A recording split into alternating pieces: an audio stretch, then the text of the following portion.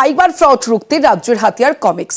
Cyber fraud সম্পর্কে সচেতন করতে রাজ্যের উদ্যোগ। আরো বিস্তারিত বলবে আবির ঘোষাল রয়েছে আমার সঙ্গে। আবির, দেখো, তুমি জানো যে একাধিক জায়গাতে যে সাইবার ক্রাইমের সংখ্যা বাড়ছে, ডিজিটাল ফ্রডের সংখ্যা বাড়ছে, ডিজিটাল অ্যারেস্ট নিয়ে প্রচুর প্রশ্ন উঠছে। এই অবস্থায় সাইবার ফ্রড আটকানোর ক্ষেত্রে উদ্যোগী হয়েছে রাজ্য সরকার। শিশু থেকে এই বিষয়ে সচেতনতা তারা গড়ে তুলতে চায়।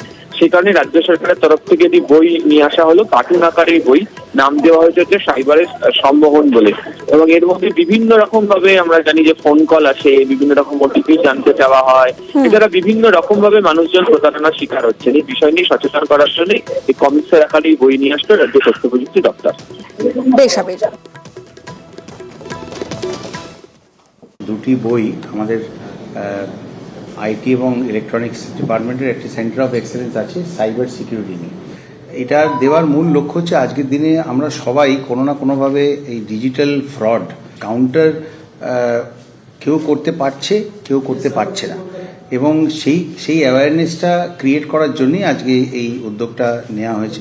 যে আমরা সবাই মনে করি যে অ্যাওয়ারনেসটা ইম্পর্টেন্ট, খুব পলিশড ওয়েতে যে তাদেরকে বোকা বানানো যেতে পারে, এই ব্যাপারটা থেকে বাঁচানোর জন্যই, এই অ্যাওয়ারনেসটা ক্রিয়েট করার জন্যই কিন্তু এই বইগুলোর এটাই ওটার মূল উদ্দেশ্য।